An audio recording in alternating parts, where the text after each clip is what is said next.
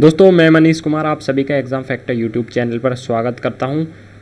आज के इस वीडियो में हम करेंगे 27 से आगे के प्रश्न। जिसने भी इससे पहले वाली वीडियो नहीं देखी है तो वो जल्दी से जा कर के देख लें।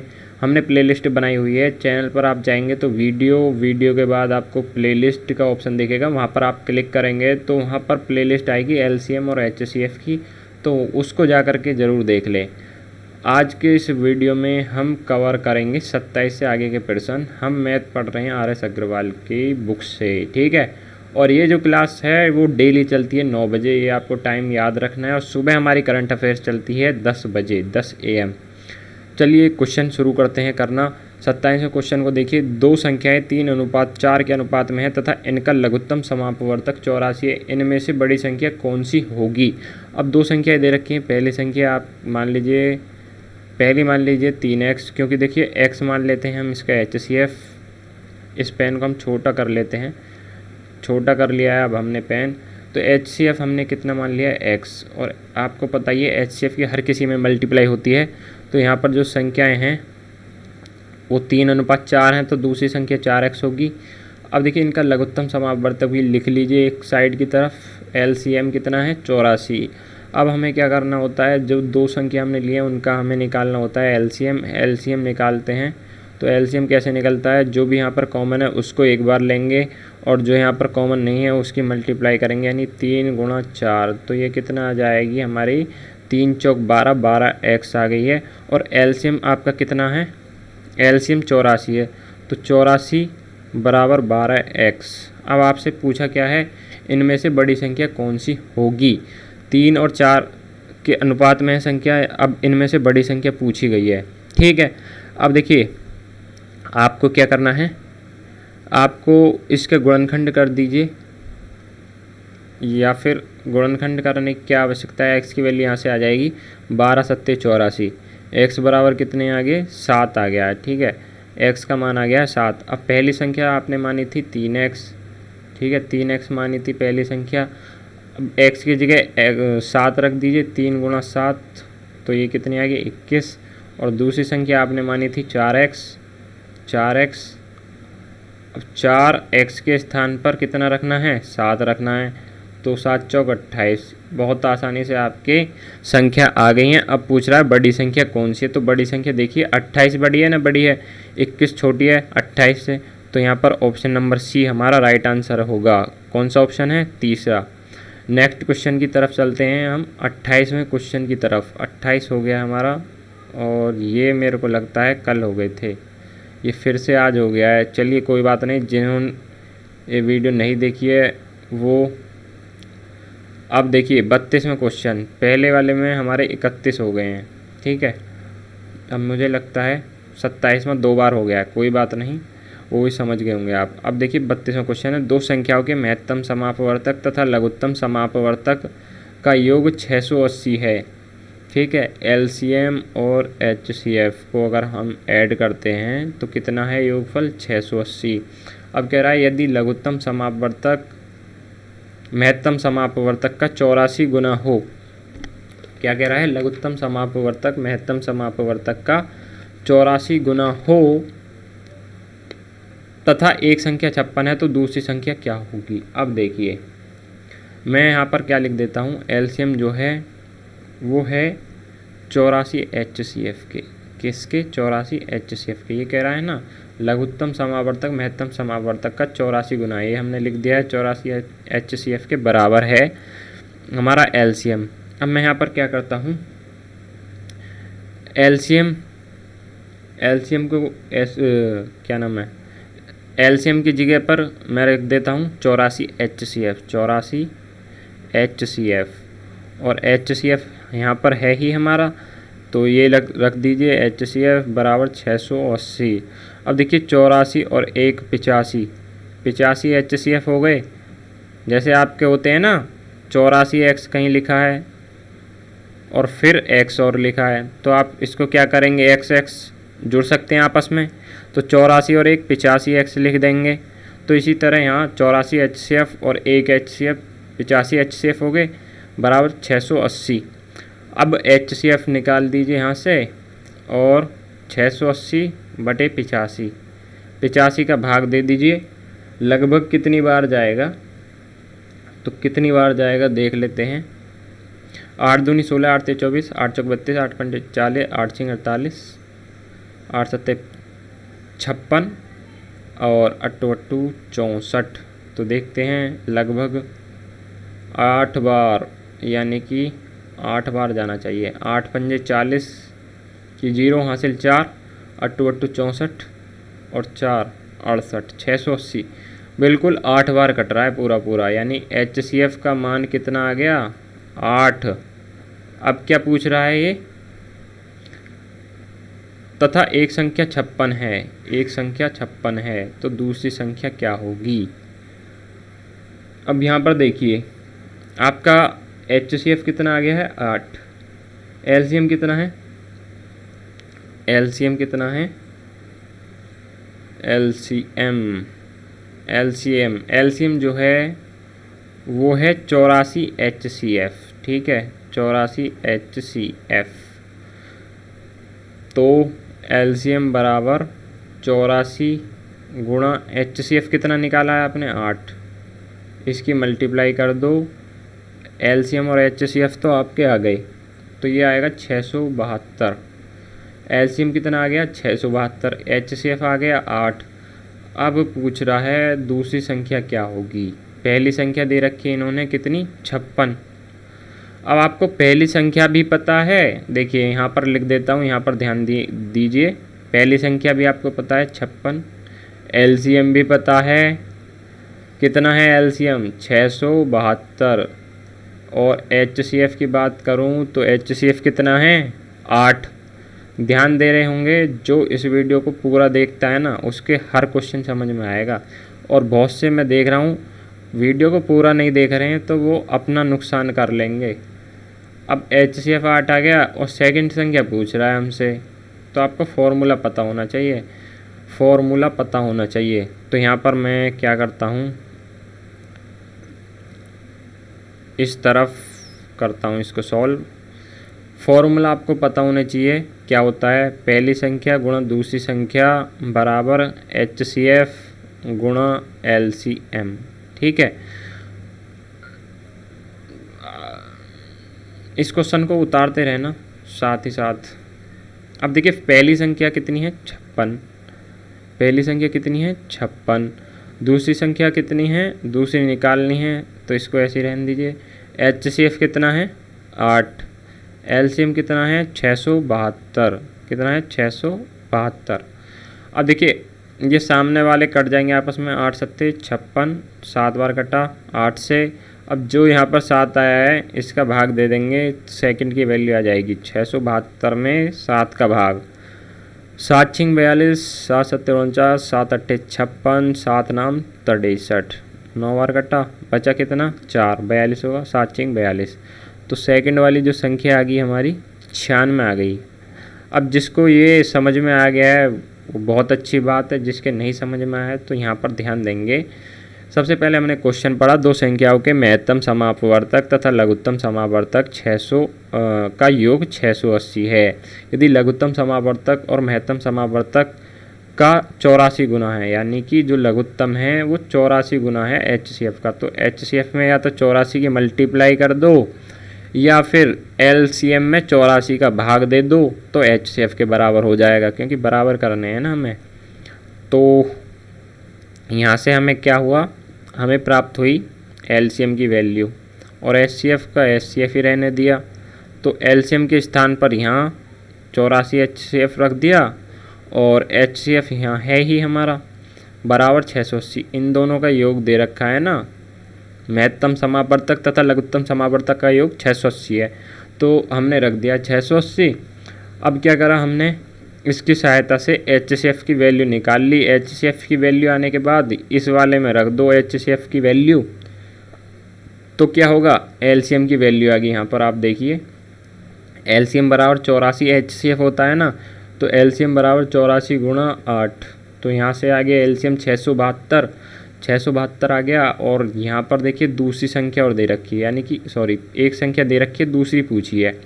तो एक संख्या दे रखी है 56, ये रही, यहाँ लिख दिया हमने। LCM 672 आ गया, HCF 8 आ गया। अब फॉर्मूला आपको पता ही है, ये वाला फर्स्ट इंटू सेकेंड, यानी पहली संख्या गुणा दूसरी संख्या बराबर HCF गुणा LCM, यानी कि महत्तम समापवर्तक गुणा लघुत्तम समापवर्तक। चलिए इसको सॉल्व कर दिया हमने, और फिर सेकंड संख्या आ गई हमारी कितनी, 96। ऑप्शन नंबर सी हमारा आंसर है। थोड़ा लेंथी क्वेश्चन है, बाकी समझने वाले के लिए बहुत आसान है। नेक्स्ट क्वेश्चन की तरफ चलते हैं हम। नेक्स्ट क्वेश्चन क्या है हमारा कि दो संख्याओं का लघुत्तम समापवर्तक 120 है। दो संख्या ले लें आपने। सबसे पहले LCM लिख लीजिए। LCM कितना है, 120 है, और HCF हम मान लेते हैं, यहाँ X मान लेते हैं। अब देखिए यहाँ पर हम क्या करेंगे कि HCF में HCF की गुणा होती है उन संख्याओं में, तो पहली संख्या और दूसरी संख्या को आप क्या मान लीजिए, X, और पहली को X मान लिया और दूसरी को Y मान लें। ठीक है, 1 मिनट रुक जाइए दोस्तों, हमने क्वेश्चन गलत पढ़ लिया है, आपको बता दें। देखिए यहाँ पर क्या होगा, यहाँ पर क्या होगा, 1 मिनट रुक जाइए। देखिए ये क्वेश्चन कह रहा है कि दो संख्याओं का लघुत्तम समापवर्तक 120 है, निम्नलिखित में से कौन सी संख्या इन संख्याओं का महत्तम समापवर्तक नहीं हो सकती। और हमें यहाँ पर आंकड़े पूरे नहीं दे रखे हैं, तो यहाँ पर निकालना बहुत डिफ़िकल्ट है। तो ये कह रहा है कौन सा नहीं हो सकता, तो उसको पहचानने के लिए आपको क्या करना होगा। देखिए LCM जैसे कि 120 है, अब LCM में HCF की मल्टीप्लाई तो होती ही है, ठीक है, होती ही है, क्योंकि यहाँ पर HCF भी होता है और जो बच जाता है वो भी होता है। तो इसलिए हम देखेंगे इसके गुणनखंड करके, और गुणनखंड करके देखेंगे। जैसे कि इसके गुणनखंड क्या हैं, 12 और 10, और क्या हो सकते हैं 60 और 2, और क्या हो सकते हैं 30, 4, और क्या हो सकते हैं, तो ऐसे गुणनखंड होंगे। अब देखिए 8 से देखेंगे हम, 8 से 120 पूरा पूरा कटेगा या नहीं, तो देखते हैं। तो 8 एकम 8, और कितना बचा 4, 8 पंजे 40, तो पूरा पूरा कट रहा है। तो इसका मतलब 8 120 में आ रहा है, तो ये तो हो सकता है एक बार के लिए में से। अब 12 को चेक करेंगे तो 12 भी हो सकता है, और 24 को चेक करेंगे तो 24 पंजे 120 होते हैं, तो 24 और 5 क्या हैं, इसके फैक्टर हैं 120 के। ठीक है, 24 और 5 क्या हैं, इसके फैक्टर हैं 120 के फैक्टर हैं। तो ये भी हो सकते हैं में से 120 के, ठीक है। और 35 को देखेंगे हम, तो 35 से ये नहीं कट रहा है 120, तो इसलिए हमारा जो आंसर होगा वो 35 होगा, क्योंकि इन तीनों से कट रहा है। तो इन तीनों में से तो कोई सी भी संख्या हो सकती है इसका में से, यानी HCF। लेकिन जब 35 से नहीं कट रहा है तो यही नहीं होगा, और पूछा भी यही है कौन सा नहीं हो सकती है संख्या, तो 35 नहीं हो सकती, बाकी ये तीनों हो सकते हैं। तो आंसर क्या आ गया, 35। ये समझ में आ गया होगा, बहुत आसान क्वेश्चन था। ऐसी संख्याओं के कितने जोड़े होंगे जिनका महत्तम समापवर्तक 16 तथा लघुत्तम समापवर्तक 136 हो। ठीक है, तो ऐसा क्वेश्चन कैसे करते हैं, ऐसी संख्याएं कि कितने जोड़े होंगे जिनका महत्तम समापवर्तक 16 होना चाहिए और लघुत्तम समापवर्तक कितना होना चाहिए, 136। ठीक है, अब देखिए 16 और 136 है, जैसा कि आपने पिछले क्वेश्चन में भी देखा था कि LCM यानी कि जो भी हमारा लघुत्तम समापवर्तक होता है उसमें क्या होता है, महत्तम समापवर्तक की मल्टीप्लाई होती है। ठीक है, हुई रहती है पहले से ही। अब देखिए 16 से अब यहाँ पर भाग देकर देख लीजिए, अगर इससे डिवाइड हो गया तो यह है 16 जो है, देख लेते हैं 16 का भाग देके लघुत्तम समापवर्तक में, और आपको पता चल जाएगा कि ऐसी संख्या के कितने जोड़े होंगे या नहीं। तो भाग देके देख लीजिए, 16 का जब भाग देंगे तो ये नहीं जाएगा। ठीक है, तो इसलिए इसके कोई जोड़े नहीं होंगे, क्योंकि हमारे जो HCF होता है उसमें LCM में इसकी गुणा हुई रहती है, और जब तक LCM में ये नहीं मिलेगा तो अब उस संख्या का एलसीएम 16 कैसे होगा, ठीक है, क्योंकि जब ये कह रहा है कि 16 और 136 उन दोनों संख्याओं के या जितनी भी संख्याएं हैं उनके क्या होंगे, एलसीएफ और एलसीएम, लेकिन यहाँ पर भाग ही नहीं जा रहा तो कैसे होगा, तो यहाँ पर कोई नहीं, answer option number D. Next question की तरफ चलते हैं। 306 तथा 657 का महत्तम समापवर्तक 9 है, लघुत्तम समापवर्तक कितना होगा।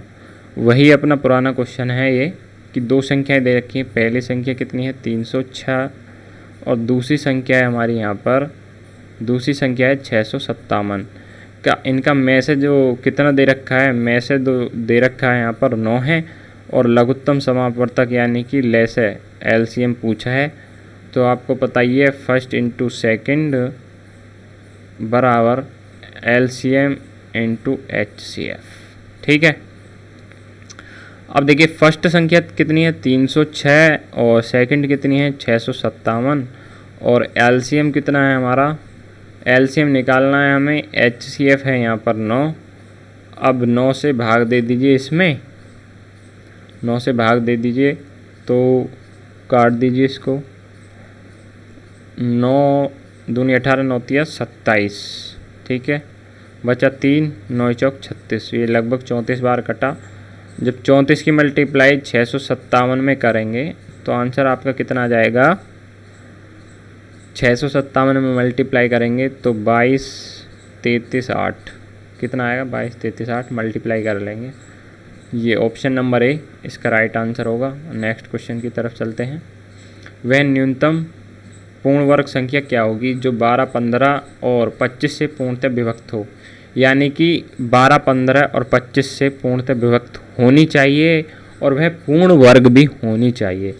तो सबसे पहले 12 15 और 25 का क्या निकाल देंगे, 12 15 और 25 का हम क्या निकाल देंगे, एलसीएम निकालेंगे, क्योंकि इन तीनों नंबरों से वह संख्या क्या होनी चाहिए, पूर्णतः विभक्त। तो विभक्त होने के लिए हमें एलसीएम ही निकालना होगा। एलसीएम निकालने की क्या ट्रिक है, पहले बड़ी संख्या लिख लीजिए, अब देखेंगे इसके गुणनखंड करके और देखेंगे इसके भी गुणनखंड करके, 5 पूरे 25 हैं इसके गुणनखंड जैसे, और इसमें है 4 तिया 12, यानी कि यहाँ पर कोई भी नहीं है तो 12 की मल्टीप्लाई होगी। इसी तरह यहाँ पर 15 के करेंगे तो 5 तिया 15, ठीक है, 12 में तो 4 तिया 12 यानी कि 3 उपस्थित है पहले से ही, लेकिन 5 25 में आएगा तो यहाँ पर 5 नहीं लेंगे, और बाकी 25 की जब 12 में मल्टीप्लाई करेंगे तो आपका आंसर कितना आएगा इसका, 25 दूनी 50 की 0 हासिल लगा 5, 25 एकम 25 और 5 30, यानी कि 300 आ गया। 300 आपका क्या आ गया, एलसीएम।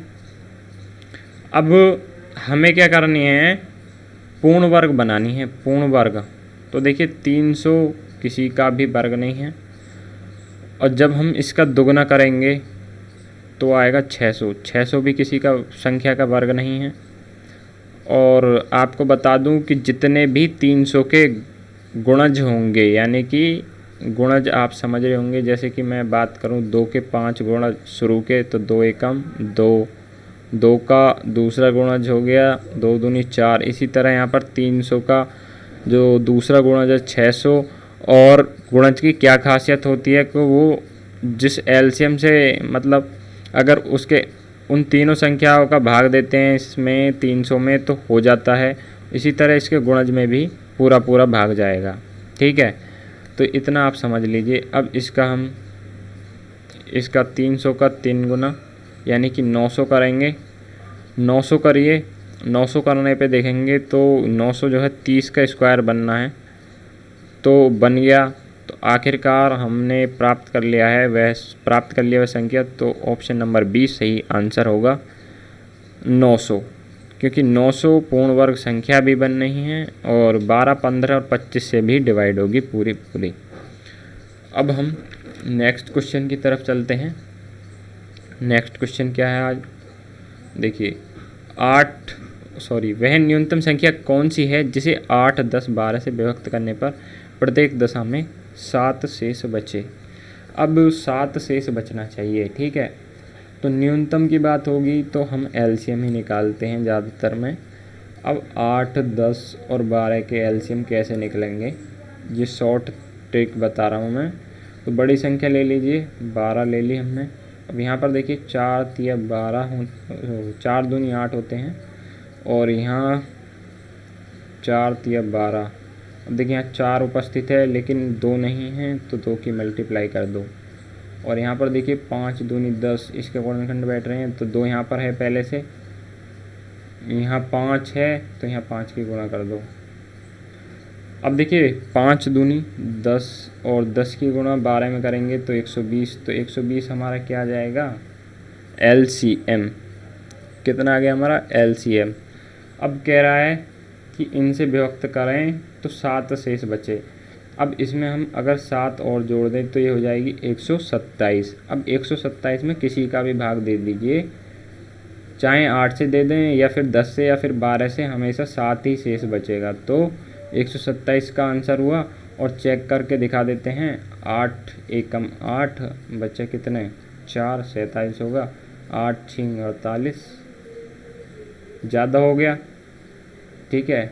8 पंजे 40, तो ये कितना शेष बच गया, 7 शेष बच रहा है या नहीं। इसी तरह चेक करके देख सकते हैं आप अपनी जानकारी के लिए और अपने संतुष्टि के लिए देख सकते हैं। बाकी ऑप्शन ए सही आंसर। नेक्स्ट क्वेश्चन करें या नहीं बताइए कमेंट करके, फिर नेक्स्ट क्वेश्चन, वरना कल करते हैं हम। चलिए कल ही करेंगे। अगर आपने यहाँ तक वीडियो देखी तो वीडियो को ज़रूर लाइक करना, वीडियो को शेयर करना अपने सभी दोस्तों के पास। आपसे फिर मुलाकात होगी नेक्स्ट वीडियो में, तब तक के लिए जय हिंद, वंदे मातरम।